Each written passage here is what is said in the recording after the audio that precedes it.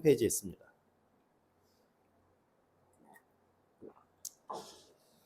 히브리서 1장 1절에서 3절까지 말씀을 우리 다 같이 한 목소리로 합독하겠습니다. 함께 봉독합니다. 옛적에 선지자들을 통하여 여러 부분과 여러 모양으로 우리 조상들에게 하신 하나님이 이 모든 날 마지막에는 아들을 통하여 우리에게 말씀하셨으니 이 아들을 만유의 상속자로 세우시고 또 그로 말미암아 모든 세계를 지으셨느니라. 이는 하나님의 영광의 광채시오 그 본체의 형상이시라. 그의 능력의 말씀으로 만물을 붙드시며 죄를 정결하게 하신 일을 하시고 높은 곳에 계신 지극히 크신 이의 우편에 앉으셨느니라. 아멘.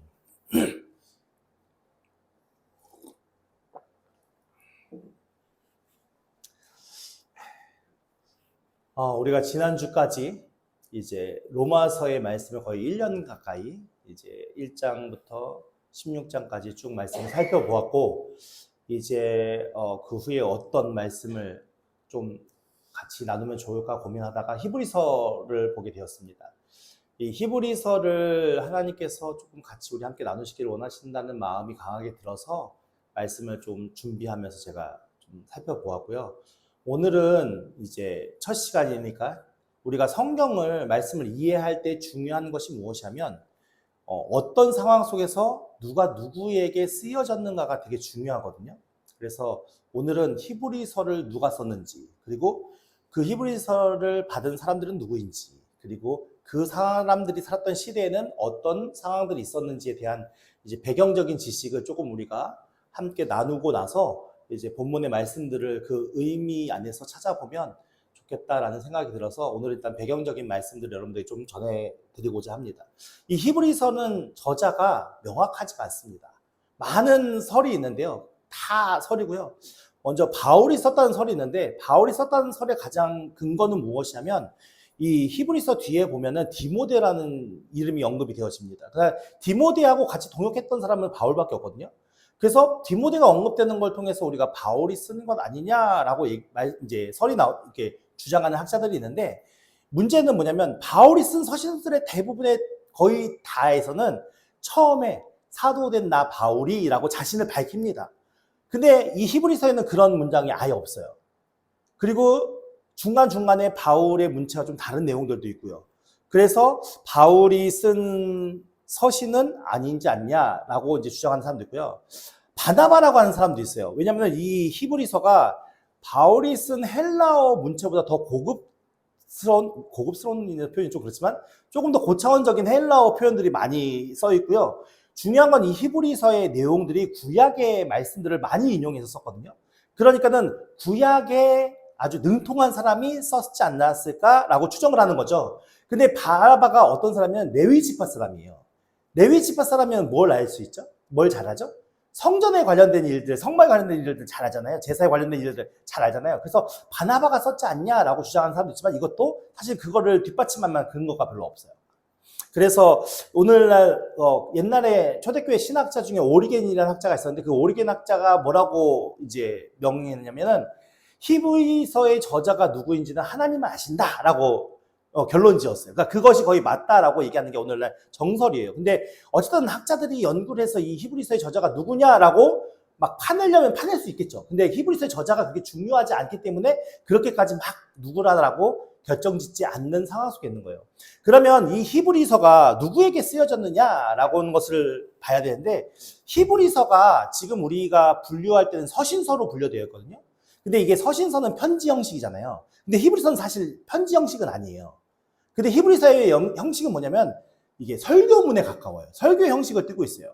그래서 이 히브리서가 좀 독특한 구조를 가진 서신서예요. 그래서 서신의 형식을 띤 설교문이라고 신학자들이 이야기를 하거든요.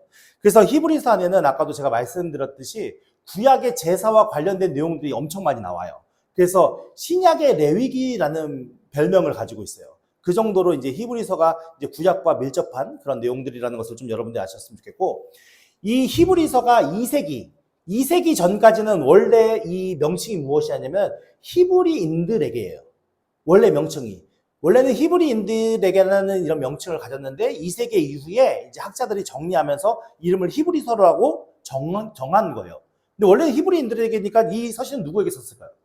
히브리인들에게 쓴 거죠. 근데 히브리인들이 이 당시에 몇 부류의 히브리인들이 있었어요. 이 몇 부류의 히브리인들이니까 좀 이상하지만 지역으로 좀 구분지어서 유대 땅에 살고 있는 정통 히브리인들이 있었고요. 그리고 이제 이스라엘이 로마의 멸망을 당했잖아요. 그리고 그 전에 많은 전쟁을 통해서 멸망을 당하면서 흩어져 살았던 히브리인들이 있어요. 이 흩어져 살았던 히브리인들을 뭐라고 말하면 디아스포라 히브리인들이라고 얘기해요. 근데 이 디아스포라 히브리인들이 각 세계에 흩어져 살고 있었는데 각 지역에서 회당을 중심으로 그들이 연합체를 구성하면서 예배를 드리면서 오늘날 우리로 하면 예배죠. 그런 모임을 가지면서 그렇게 살았단 말이에요. 근데 그 중에 어떤 히브리인이 있었냐? 원래 히브리인들의 종교는 무엇이죠? 유대교잖아요, 유대교. 원래 히브리인들의 종교는 유대교예요. 그 히브리인들 중에서 복음 전하는 사도들이나 여러 사람들을 통해서 개종한 히브리인들이 있었어요. 개종한 디아스포라 히브리인들이 있었거든요. 그러니까 흩어져 사는 히브리인들 중에서 전도 여행이나 선교를 통해서 많은 분들이 복음을 전하는 그런 일들을 통해서 유대인이 아니라 그리스도교로 개종한 사람들이 있었어요. 근데 이 개종한 사람들이 많은 지역에 흩어져 살았는데 문제는 뭐냐면 이들의 삶이 녹록지 않았다는 거예요. 처음에 유대교가 탄생을 하고 유대교가 많은 지역에 전파되었을 때는 그리스도교가 전파되었을 때는 사실은 유대교 사람들만 핍박을 했거든요. 근데 어떤 사건을 계기로 기독교인들이 엄청난 박해를 받게 돼요. 그 사건이 뭔지 아십니까? 로마 대화제 사건이에요. 로마 대화제 사건이 무엇이냐면 64년경에 로마 시안에서 화재가 발생을 해요. 근데 이 화재가 얼마나 심했냐면은 처음 기록상에는 5일에서 6일을 탔대요. 5일에서 6일을 탔는데 이게 화재가 막 났는데 문제는 뭐냐면 로마가 그 당시에 큰 나라였고 그 로마시는 그의 수도잖아요. 그러니까 얼마나 많은 사람들이 있었겠어요. 그러니까 이 로마시는 크지 않은 환경 속에서 막 외부로 유입되는 많은 사람들이 거기서 함께 사니까 막 이 사람들이 빨리 증축을 해서 같이 그 안에서 생활을 해야 되니까 뭘로 대부분 건물을 지었냐면 나무로 건물을 지는 거예요. 빠르게 집을 지어야 되니까 그들이 생활할 수 있는 공간을 만들어야 되니까. 근데 그 당시에 목조 건물이 그렇게 많았는데 이게 화재가 딱 발생을 하니까 오늘날 우리도 산불 무섭잖아요. 불이 붙기 시작하는데 빠른 속도로 어마어마하게 불이 확 붙어가는 거예요. 그러니까 로마 시민들이 무엇인가를 챙겨 나올 수 없고 이 화재로부터 빨리 도망쳐 나와야 되니까 근처 언덕으로 다 도망칠 수밖에 없는 상황이었죠. 그래서 로마 시내가 막 불길에 휩싸여지기 시작했는데 그 불길 속에 타는 그곳이 다 뭐예요? 자기네 터전이죠. 삶의 터전이잖아요. 삶의 터전이 다 타요. 그래서 어느 정도 타냐면은 로마시 안에 14개 구역, 우리가 이제 요즘에는 서울시 하면 무슨 구 이렇게 있잖아요. 14개 구역이 있었는데 그 중에 10개 구역이 타요. 그러니까 4개 구역은 완전 전소가 되고요. 10개 구역은 반 이상이 타버려요. 근데 4개 구역만 안 타거든요. 근데 그 4개 구역이 뭐냐면은 강북의 구역이래요. 근데 이 강북의 구역이 잘 사는 동네였어요. 그리고 한 종족만 살았어요. 어떤 종족이 살았을까요? 유대인들이 살았던 거예요. 유대인들이 부자가 많았대요. 근데 이 유대인들이 사는 지역에는 불이 안 타고 나머지 구역에 다 탔으니까 이 사람들이 이제 로마인들이 화가 났을 거 아니에요. 화가 나서 그 첫 번째 방화범을 지적하는 게 누구를 지적하냐면 유대인들을 지적하는 거예요. 왜냐면 그쪽은 안 탔으니까. 근데 이게 맨 처음에 5일, 6일을 탔는데 5일, 6일이 탄 후에 이제 좀 어느 정도 불길이 진화됐는가 싶었더니 다시 돌풍이 불어서 3, 4일을 더 타서 실질적으로 그 시가 10일 동안 불탄 거예요. 10일 동안. 그러니까 10일 동안 불타면 어떻게 됐어요? 거의 대부분 다 탄 거죠. 그래서 이제 삶의 모든 터전을 잃어버린 로마 사람들이 화가 난 거죠. 화가 나서 유대인들을 향해 저 사람들이 방화범이다라고 지목을 하거든요. 근데 그 유대인을 향해 방화범으로 지목을 할 때 막아준 사람이 있어요. 그 사람이 누구냐면은 로마 황제의 부인이에요. 포비아라는 여인인데 이 포비아라는 여인이 유대인이에요. 그러니까 자신의 종족을 막아주고 야 유대인들은 아니야. 유대인들은 안 태웠어. 유대인들은 한 일이 아니야 라고 해명을 해서 유대인들에 대한 화살이 멈췄어요. 그래서 이제 이 분노한 로마 시민이 누구에게 이 화살을 돌리냐면 네로 황제에게 화살을 돌려요. 그 당시에 황제가 네로 황제거든요. 근데 네로 황제에게 화살을 돌린 이유가 뭐냐면 네로 황제가 되었을 때 초창기에 무슨 얘기를 많이 했냐면은 야 그래도 우리가 이 대제국의 수도인데 이렇게 도시 정비도 안 돼 있고 이렇게 복잡해서 이게 수도로서 제대로 모양을 갖춰진 거냐? 그냥 싹 다 엎어버리고 다시 도시를 건설하자라는 이야기를 많이 했던 거예요. 그러니까는 이 로마시 안에서 그것을 기억했던 사람들이 야 네로 황제가 불지른 거 아니야? 라고 해서 네로 황제에게 손가락질을 하거든요. 그를 향해서 이제 분노를 표출하는 거죠. 그러니까 잘 생각해 보세요. 우리의 모든 터전이 다 불태워 없어졌으니까 얼마나 화가 났겠어요. 그러니까는 그 사람들이 기록에 의하면은 뭐 농기구나 이런 것들 들고서 네로 황제를 막 쳐들어갔다는 얘기 표현들이 있더라고요. 그래서 네로 황제를 같이 찾아갔는데 실질적으로 네로 황제가 불냈나 아닌 걸로 요즘에는 그렇게 역사학자들은 이야기해요. 네로 황제는 이 당시에 로마에 없었던 걸로 기록이 되어 있거든요. 그게 확실히 증명된 사건들이 있어요. 근데 네로 황제는 이 당시에 없었음에도 불구하고 많은 백성들에게 자신이 방화범으로 지목을 당하니까 곤란에 처해 있잖아요. 곤란에 처했던 이 네로 황제가 나름대로의 묘수라고 생각해서 던진 게 뭐냐면은 기독교인들이 불질렀다라고 얘기를 하는 거예요. 근데 이 화난 로마 시민들은요, 이미 이성을 잃고 자신의 모든 터전을 잃어버렸으니까 합리적으로 생각할 수 있는 상황이 아니었던 거죠. 그래서 기독교인들을 그때부터 찾아서 색출하기 시작해요. 그리고 그 기독교인들을 얼마나 저기 하냐면요, 그 로마 화재 이전에는 기독교인들이 기독교인이라 해도 아무 피해가 없었어요. 근데 이제는요, 야, 우리 집 불태운 사람들이 기독교인이래. 그동안에 알았던 기독교인들을 다 색출해야 되는데 이 기독교인들은요, 같이 불탔던 지역에 같이 생활하고 있었어요. 그러면서 로마 시민들은 기독교에 대해서 이제 잡아서 이제 분노를 표출하는 것에 의해서 로마의 네로 황제가 기독교 박해하는 것을 공식적으로 인정을 해주고요. 그 사람들을 잡아다가 화형에도 처하고 경기장에서 사자에게 물려주기도 하고 많은 그런 일들을 이제 핍박을 행했던 거죠. 근데 이제 네로만 그런 게 아니라 그 다음에 로마 황제들이 다 기독교인들을 핍박하기 시작해요. 근데 그 핍박하기 시작하는 가장 큰 근거가 뭐냐면은 황제 숭배 사상을 하지 않는다는 거예요. 그러니까는 아까 네로 황제의 부인이 유대인이었잖아요. 그래서 그 당시에 유대교는 인정해줬어요. 유대인교들은 황제 숭배 사상 그거를 숭배하지 않아도 그냥 내버려 뒀어요. 근데 기독교인들에게는 황제 숭배 사상을 하지 않는다라고 해서 핍박했고요. 그리고 이뿐만 아니라 당시에 초대교회 로마인들이 초대교회 교인들에 대한 오해가 좀 있었어요. 그 첫 번째 오해가 뭐냐면 성만찬에 관련된 일인데요. 우리가 성만찬 할 때 어떻게 합니까? 다 떡을 드시고 이것은 예수님의 몸이니 잔을 들고 이거는 예수님의 피니 이런 얘기를 했잖아요. 그러니까 그것이 전혀 교리나 예수님이나 신앙에 대해서 모르는 사람들이 문 밖에서 듣는다 생각해 보세요. 문 밖에서 들을 때는 이게 마치 뭐처럼 들리냐면 인육을 즐기는 사람처럼 들리는 거예요. 그런 오해가 있었고요. 또 교회에 와서는 어떻게 하죠? 인사할 때 서로 형제님 안녕하세요, 자매님 안녕하세요 이렇게 인사를 하잖아요. 그리고 집에 갈 때는 뭐라고 얘기해요? 부부끼리 아내 부인 이렇게 얘기하잖아요. 그러니까 이게 뭐냐면 기독교인들은 근친상간을 하는 걸로 알았던 거예요. 실제로 그렇지 않은데. 근데 이것뿐만 아니라 그렇게 오해가 있었고 이것뿐만이 아니라 로마의 입장에서는 기독교인들이 되게 거리적거렸던 이유 중에 하나가 뭐냐면 로마가 도덕적으로 엄청 타락했던 도시였기 때문에 그래요. 그러니까 로마가 지배했던 지역에 보면은 이제 벽화나 그림들을 보면은 어떤 그림들이 많냐면은 성적인 그림들이 많아요. 성적인 그림들도 많고 막 술 취해서 사람들이 비틀비틀 거리는 거, 술에 막 쪄들어 있는 사람들의 그림, 이런 그림들이 많아요. 그러니까 당시에 술과 성에 되게 관대했던 문화가 로마 문화였어요. 근데 기독교인들은 어떻죠? 네, 술 마시면 안 돼요. 그 성적인 것으로 타락하면 안 돼요. 당시에는요, 기독교인들이 금욕주의를 많이 하려고 했고 결혼을 잘 하려고 안 했대요. 그러니까 결혼을 잘 하려고 하지 않았던 이유 중에 하나면 자신이 동정을 지켜가면서 그리스도를 섬기는 것이 가장 복된 삶이라고 믿었던 거예요. 결혼을 하지 않고.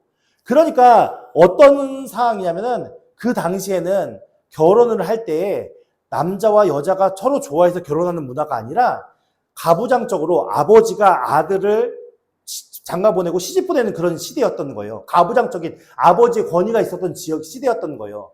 결혼의 문제가. 그랬는데 기독교들이 결혼을 거부해요? 그것은 결국 무엇을 거부하냐면 그 가부장적인 아버지의 권위를 무시하는 거거든요. 그 사람들이 느낄 때는. 그런 일들도 있었고 실질적으로 로마 사회는 계급 사회거든요. 귀족과 평민과 노예예요. 근데 귀족과 평민과 노예인데 노예를 뭐로 표현했냐면은 말하는 동물이라고 얘기했어요. 말할 줄 아는 동물. 그러니까 노예는 사람이 아닌 사람 취급을 받지 못했던 거예요. 근데 교회는 뭘 얘기를 하죠? 평등을 얘기를 해요. 귀족이나 노예나 똑같은 취급을 받아요. 그러니까 자신들의 사상과 체계를 다 무너뜨리는 것처럼 느껴졌던 거예요. 로마 사람들이. 로마 황제들이 생각할 때는. 그래서 이 기독교를 엄청나게 핍박하고 박해를 하는데 그 박해가 얼마나 무섭냐면은 어떤 목사님이 한 예를 들어서 얘기를 하는데 서로 고발하게 하는 거예요. 그러니까 고발해서 잡혀가면 너 기독교 예수 믿어? 기독교 예수 믿어? 하나님 믿어? 이제 얘기를 하면은 아니라고 하면 살려주고 맞다고 하면 잡아가잖아요. 근데 그 상황 속에서 어떻게 하면은 잡혀있는 사람이 이제 우리가 두 번째 사진 이게 카타콤이라는 곳이거든요. 카타콤이 뭐냐면은 박해를 피해서 살았던 공동체예요. 그러니까 박해를 피해서 살았던 공동체가 지하에 땅굴을 파서 이렇게 대도시를 만들었거든요. 근데 실질적으로 로마에 있는 카타콤이나 어디죠? 갑바도기아에 있는 카타콤이 이런 데 보면은 길이가 엄청나요. 이게 깊이도 깊지만 길이가 엄청나요. 이 카타콤이 제일 깊은 거는 지하 20층까지 되는 카타콤이 있어요. 근데 보통 5층, 7층 이 정도 되는데 5층, 7층이라도 그 카타콤 안에 길이 500km, 600km예요. 그 당시에 장비도 없잖아요. 삽으로 500km, 600km를 판 거예요. 폭이 한 1m, 그리고 높이는 한 2m 이상? 그 길이 얼마나 미로처럼 엮여져 있는지 사람들이 함부로 그 속에 들어가면 안 되고, 실질적으로 예전에 그 독일인 관광객이 이 카타콤에 들어갔다가 길을 잃어서 실종되는 경우도 있다고 그래요. 근데 그렇게 깊이 이렇게 노출하는 게 아니라 한 2, 3층 이렇게 구경 가게끔 해놨는데 거기서 길을 잃어가지고 실종됐던 사건들도 있다고 해요. 근데 이게 길을 알지 못하면 이 속에 들어갈 수가 없어요. 근데 로마 공동체가 이 기독교 공동체가 여기다 숨어 있으니까 어떻게 했겠어요? 그것을 알아내고서 색출하려고 했겠죠. 그래서 그 카타콤 안에 있었던 사람을 잡게 되면 그 사람을 고문해요. 근데 고문해도 자기가 입을 열면 거기 안에 공동체 사람들이 다 죽으니까 끝까지 버티는 거죠. 그러면 어떻게 하냐면 그 사람의 자녀를 불러와요. 자녀를 불러온대요. 자녀를 불러와서 따뜻한 밥을 먹이는 거예요. 따뜻한 밥을 먹여서 이제 밥을 다 먹고 이제 헤어지려고 할 때 그 자녀에게 양털 옷을 입히는 거죠. 양털의 옷을. 근데 양털의 옷을 왜 입히냐면은 그 전에 사냥개잖아요. 사냥개. 사냥개에게 3, 4일을 굶긴대요. 그 3, 4일을 굶기는 것만 끝내는 게 아니라 그 사냥개가 악에 바치도록 계속 괴롭힌대요. 계속 괴롭히면 그 자녀가 이제 부모와 헤어져서 길을 걸어갈 때 사냥개를 풀어줍니다. 사냥개가 가서 어떻게 하겠어요? 그 굶주려서 악에 바친 사냥개가. 그럼 자기 아이가 거기서 개에게 잡혀 찢겨 죽는 일들도 있었다고 하더라고요. 그러면 사람들이 여기 안에 표식을 알고 어떻게 길을 찾아가는지 알아야 그들을 잡아갈 수 있으니까 로마 병사도 함부로 들어갈 수가 없잖아요. 그렇게 해가지고 결국은 어떻게 하냐면은 불 수밖에 없게 만들어 놓은 거예요. 생각해 보세요. 여러분들이 죽임을 당할 위기에 처해 있는 것도 무서운 것인데 내 자녀가 지금 당장 죽을 위기에 처해 있다고 보세요. 그리고요, 로마 그 경기장에서 사람들을 학대하면서 박해하면서 죽임을 당하게 할 때요, 일단은 빨개 벗긴대요. 옷을 다 벗기는 거죠. 옷을 다 벗겨서 경기장 안으로 내모는 거예요. 경기장에 내몰면 어떤 현상이 벌어지냐면 내가 지금 무서워서 두려워서 얼마 전까지 함께 예배 드렸던, 얼마 전까지 함께 기도했던 나의 가까운 그리스도인들을 신고하는 거죠. 그래서 나는 살았어요. 그럼 이 산 사람들은 그 경기장 제일 가운데 자리에, 그러니까 가운데에 이게 텅 비어 있는 게 아니라 그 관객들이 앉는 맨 앞자리에 앉게끔 해놓고 내가 고발한 사람이 지금 빨개 벗고 그 경기장 안에서 짐승들에게 지금 이제 죽임을 당할 수 있는 그런 상황이잖아요. 그런 상황에 그 죄수인 것처럼 그 기독교인들이 쭉 나오면은 그 많던 로마 백성들이 막 소리를 지르면서 환영한대요. 그 전에 이제 자신들에게 방화를 저질렀던 죄악되고 막 되게 악한 사람들이라고 생각되니까 저 사람들을 죽여라, 빨리 죽여라 막 소리를 치는데, 만약에 거기서 내가 소리를 치지 않으면 어떤 상황인 거예요? 나도 거기에 같이 죽임 당했을까요? 자기 얼마 전까지 같이 기도하고 같이 예배드렸던 사람들이 지금 죽어가는 그 처참한 현장에서 나도 같이 죽여라 죽여라 하면서 소리칠 수밖에 없는 그런 상황이었다고 하더라고요. 이거 얼마나 끔찍한 일입니까? 그리고 기독교인들을 불태워서 밤새도록 불을 밝혔다는 내용도 있고, 이 당시에는 계속 네로 이후에 나왔던 로마 황제들이 그렇게 핍박을 심하게 했어요. 그러니까 기독교인들은 당연히 지하 카타콤이나 이런 데 숨어서 예배드릴 수밖에 없었고, 그럼에도 불구하고 기독교가 없어지지 않고 계속 복음이 증거되었거든요. 근데 그렇게 핍박과 환란이 심했던 시기이기도 하고, 그런 시기에 사람들에게 또 다른 유혹이 있었어요. 그 유혹이 뭘까요? 그 유혹은 유대인들의 유혹이에요. 니네 왜 굳이 그렇게 예수 믿어가지고 그냥 우리처럼 하나님 섬기면 아무 문제 없잖아. 그냥 유대교로 돌아와. 이런 유혹도 심했던 거예요.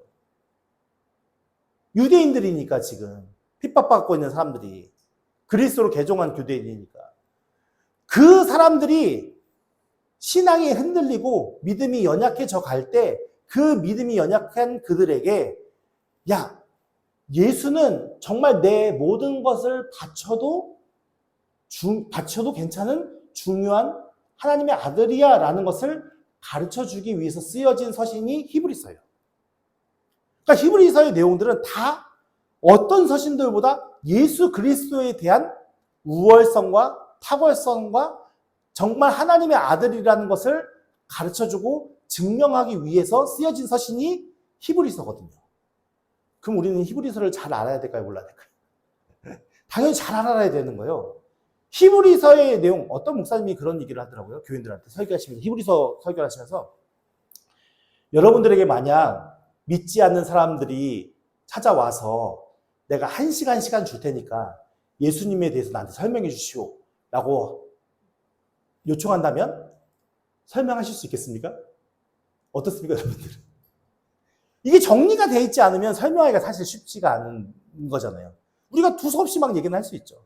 근데 이게 왜 예수 그리스도가 이 세상에, 하나님의 아들이신 예수 그리스도가 이 세상에 오셔야 하는 이유가 무엇이며, 무엇 때문에 오셨으며, 어떻게 그런 일들을 이루어셨는지에 대한 근거를 우리가 제시할 수 있어야 하잖아요. 그것이 가장 잘 설명되어 있는 말씀이 히브리서입니다. 그래서 히브리서는 예수 그리스도가 최고라는 것, 예수 그리스도의 탁월한 우월성에 대한 말씀이 그 안에 담겨져 있는 겁니다. 이 히브리서의 내용을 우리가 이제 살펴볼 건데요. 근데 서론 부분이 너무 길어서. 자, 우리 1절 말씀 볼까요? 옛적에 선지자들을 통하여 여러 부분과 여러 모양으로 우리 조상들에게 말씀하신 하나님. 이 표현은 결국 무엇을 얘기하는 겁니까? 옛적에 선지자들이 많이 있었어요. 그 많이 있었던 선지자들이 여러 부분과 여러 모양으로 우리 조상들은 유대인들의 조상들이잖아요. 그 우리 유대인들의 조상들에게 말씀하신 하나님, 무엇을 말씀하셨을까요? 메시아에 대해서 얘기했겠죠. 그러니까 그들이 지금도 기다리는 게 메시아잖아요. 근데 유대인들은 예수님을 뭐라고 생각할까요? 쉽게 우리가 접근을 해서 뭐냐면은, 베드로는 예수님에 대해서 뭐라고 생각했냐면은, 맨 처음에, 그러니까 그가 믿음으로서 그 주는 그리스도시요 하나님의 살아계신 하나님의 아들입니다라고 고백하기 전에 베드로가 뭐라고 고백했냐면은 이렇게 고백했어요. 그러니까 변화산 사건을 보면, 변화산에 갔었을 때 예수님께서 베드로와 요한과 야곱을 데리고 변화산에 올라가죠. 근데 변화산에 올라갔을 때 베드로가 뭐라고 얘기하죠? 뭐라고 말씀하죠? 이곳에 뭘 져요? 초막셋을 질 때 누구를 위해서? 하나는 예수님을 위해서, 하나는 모세를 위해서, 하나는 엘리야를 위해서 이렇게 말씀하거든요. 이 말의 의미가 베드로가 예수님에 대해서 바르게 꿰뚫고 얘기한 말씀인가요? 아니요. 베드로의 가치관, 유대인들의 생각 속에서는 예수님은 엘리야나 모세와 같은 똑같은 선지자 중에 하나라고 생각했던 거예요. 근데 하나님께서 뭐라고 합니까? 이는 내 사랑하는 아들이니까 내 사랑하는 아들의 말을 들으라라고 얘기를 하잖아요. 하나님께 다시 재정립해 주시거든요. 그러니까 유대인들의 기본적인 가치관 속에서는 예수님은 어떤 사람이냐면, 모세나 엘리야나 같은 선지자 중에 한 명이다라고 생각하는 게 유대인들의 가치관이에요. 그러니까는 옛적에 선지자들을 통하여 여러 무분과 여러 모양으로 우리 조상들에게 말씀하신 하나님이라는 이 말씀을 통해서 그 선지자들과 비슷한 예수님인데 그 예수님인 줄 알았지? 근데 그게 아니야 라고 지금 설명하는 거거든요. 그래서 이 모든 날의 마지막에는 아들을 통하여 우리에게 말씀하셨으니 라는 표현을 통해서 옛날에 네가 알고 있는 모든 선지자보다 뛰어나신 분이 아들인데 그 아들이 예수 그리스도시야 라고 지금 설명하고 있는 말씀인 거예요. 그러니까 우리가 생각하는 인간의 어떤 유명하고 유능한 선지자나 사람보다 뛰어나신 분이 예수님이라는 거죠. 근데 유대인들에게는 선지자는 되게 중요한 의미를 담고 있어요. 왜 그렇죠? 제가 설명하는 거 잘 들어보세요. 하나님과 인간이 있고 중간에 중재자가 있는데 이 중재자가 두 부류가 있어요. 한 부류는 뭐냐면 하나님 방향을 바라보고 우리 인간들을 향해 대변해 주는 사람이 있고 한 부류는 어떤 사람이냐면 하나님 방향에서 우리 인간들을 바라보면서 하나님의 말씀을 대변해 주는 사람이 있어요. 차이를 이해하십니까? 한 부류의 사람은 하나님과 중재자와 우리 인간들이 있다면 인간들 방향에서 하나님을 바라보면서 하나님 앞에 우리 인간들을 대변해서 말해주는 사람이 있어요. 누구죠? 성경에 말하는 직분 중에? 네, 제사장을 이야기하는 거예요.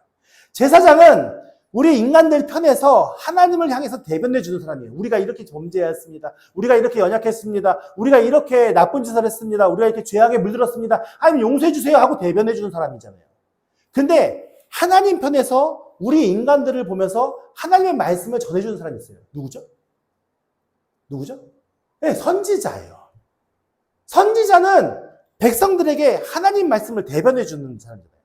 그러니까 이 사람들은 우리가 생각하는 일반적인 백성의 느낌이 아닌 거잖아요. 하나님의 대변자니까. 그러니까 우리보다 훨씬 우월하고 뛰어난 존재라고 생각했을 거 아니에요. 하나님과 교통하는 사람이니까. 하나님이 그들의 입속에 말을 담아주셨으니까. 오늘날 우리가 생각할 때는 똑같은 사람이지만 이 당시에 이스라엘 유대인들이 생각하는 선지자들은 그냥 일반적인 사람 같지 않은 능력 있는 사람이었단 말이죠. 모세나 엘리야나 이런 사람들은 얼마나 존경받고 뭐랄까요, 감히 그들과 비교할 수 없을 정도의 어떤 사람이라고 생각했던 마음들이 있었던 것이죠. 근데 그런 선지자보다 훨씬 뛰어나신 분이 예수님이야 라고 고백하는 이 말씀들이 유대인들에게 쉽게 다가왔을까요? 이게 쉽지 않은 거예요. 모세의 엘리야랑 비교한다고? 이게 쉽지 않은 그들이 받아들일 수 있는 마음이라고요. 오늘 우리는 그런 문화적 배경이 없는 상태에서 보기 때문에 우리는 예수님이 그들보다 뛰어나다는 걸 쉽게 받아들일 수 있지만 그들의 문화와 환경 속에서는 선지자보다 뛰어난 인물이야 라는 것을 유대인들이 쉽게 받아들인다고요? 이게 쉬운 일이 아닌 거예요. 그럼에도 불구하고 그들 확실히 단호하면서 얘기하는 거죠. 이 예수님은 니네들이 과거에 들었던 그 여러 모양으로 여러 말로 우리에게 얘기해줬던 메시아를 가르쳤던 그 예언자들보다 훨씬 뛰어난 하나님의 아들이야. 그렇기 때문에 그 하나님의 아들이 그 아들을 통해서 우리에게 말씀하셨어. 계시하고 알려주셨다는 말씀이잖아요. 이 아들은 이제 설명을 줘가지고 만유의 상속자로 세우시고 또 그로 말미암아 모든 세계가 지으셨고 그리고 이는 하나님의 영광의 광채시오 그 본체의 형상이시라 그의 능력의 말씀으로 만물을 붙드시며 죄를 정결하게 하는 일을 하시고 높은 곳에 계신 지극히 크신 이의 우편에 앉으셨느니라 라고 이제 설명을 쭉 하면서 이 내용에 대해서는 우리가 다음 주에 함께 말씀을 통해 살펴보도록 하겠습니다. 기대하시고 다음 주에 또 함께 말씀으로 나눠보겠습니다. 그래서 오늘 중요한 핵심은 뭐냐면 히브리서가 쓰여진 배경은 흩어져 있는 예수님을 믿는 유대인들에게 쓰여진 서신인데 서신이지만 설교의 형식을 띠고 있고 그들이 당한 환경 속은 매우 어렵고 힘든 박해와 핍박과 유혹이 있었고 그 속에서 예수님을 믿는다는 거, 내가 왜 예수님을 믿어야 되나라는 그 가치를 잘 설명하기 위해서 쓰여진 서신이 히브리서다. 그래서 히브리서의 내용은 예수 그리스도로 채워져 있고 그 예수 그리스도가 어떤 분이신지를 우리가 히브리서의 말씀을 통해 명확하게 하나씩 정리해 나가서 우리가 누구를 만나든 예수님에 대해서 바르게 설명해주고 바르게 이해를 돕고 얘기해 줄 수 있는 사람이 되기 위해서 그 믿음을 채우기 위해서 우리가 히브리서를 열심히 살펴보아야 합니다라고 말씀하는 겁니다. 여러분들 기대하시고 또 우리 함께 하나님 앞에 믿음으로 우리의 신앙과 우리의 믿음을 점검해 가면서 우리가 얼마나 그리스도를 바르게 이해했고 그리스도 중심적으로 살고 있는지를 우리 함께 나눌 수 있는 귀한 시간들이 되었으면 좋겠습니다. 네, 우리 이 시간 함께 찬양하고 우리 기도하겠습니다.